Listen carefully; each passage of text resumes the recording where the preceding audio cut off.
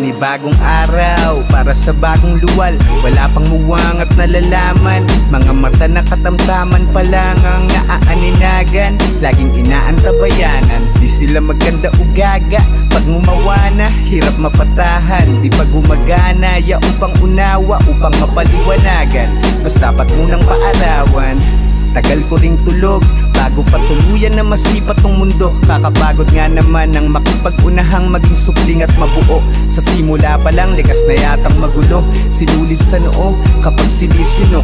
Animoy simbolo na halos butas ng karayom din ang aking nilusot. Ngayon kalinga nila ang siyang aking pahinga na sinusulit ng husto. Masungit na sumpong sa panahong nag-uusbunga na ang mga ngipin. Hinaharot na agad mula pagkagising at kung sanang naisip palayaw nila sa akin, dala ng panggigigil. Alam na rin ang kasunod, paglusog ko ay binate, dapat may pera usog. Sa mga unang hakbang, ilang ulit na subsob. Pampalubag ng loob, kasama daw sa paglaki ang mauntog. Nasasaktan subalit, mas lalong nasusubok. Gumapang at kumapit, san man mapatukod. Gabay para matuto kung paano ibalanse mga binti kong gamit hanggang sa humarurot. Tila humayo pabulusok, ulit na binabase sa bilang ng puyo ko. Ngita rin sa dami, ng galos sa aking tuhod. Dala ng sinasabing katigasan ng ulo. Maglaro lang lagi, walang pakisagutom.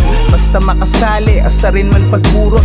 Biglang tatawagin, mag-aamok sa utos. Tulog sa tanghali, para sa akin bangungot. Naiiyak nung hinatid sa unang araw ng klase.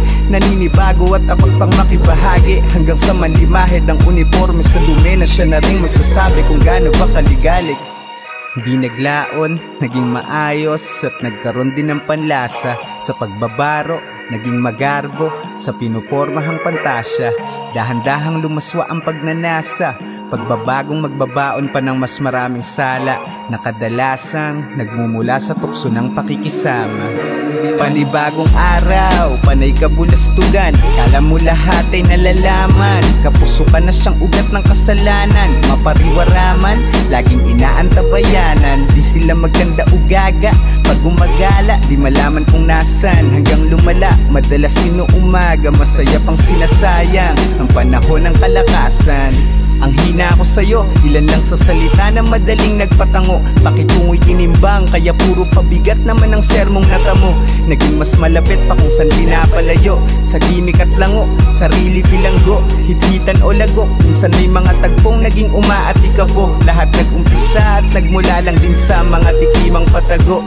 Biktima lang po, katwirang pabiro pa sa mapanghusgang paligid. Unti-unting pinatinuri ng pag-ibig. Buti may kabingig, siyang nasandala nung tumalikod na sa hilig. Sa mabilisang pagbuod, nagbunga ng paslit ang dalawang pinagbuklod. Nagsama't nagdaan sa sagana at lugmok. Ligaya o lungkot, pagmamahalan at samaan ng loob. Buhay miserable, doon na nga natutong. Kita ay sumahin sa lumalagong konsumo at pagugol. Bayaring marami, dapat lumagari bago pa may maputol. Hanggang yumabong pa ang puno, nagsanga ang lahi, ugat na may dugo ko. Swerte kung sakaling umabot pa sa puntong masilayan na aking mga apo sa tuhod. Matandang ulyanin, tanging matutulong. Makapagmungkahi ng payo at panuto sa mga suliraning minsang nasalubong. Bago pa sumapit ang aking paghuhukom. Mga iyakan paghatid ng mabagal na karwahe. Pagtapos ng buhay, meron pa bang mangyayari? Tanong yan ng marami. Nalaman ko ang sagot at ang sunod na bahagi ay di ko na masasabi. Tayo ba'y kaluluwang may katawan na saplot? Matapos husgahan, parusa ang panaklob. Batay sa mga kasalanang nagawa at sangkot. O sadyang abo na lang o natakpang alabok. Hiwaga o agham, ano nga bang masangkop? Buhay na walang hanggan ba ay mahahagkan ko? O mabubura lang din mga nangyaring tagpot? Iluluwal na lang ulit sa panibagong anyo.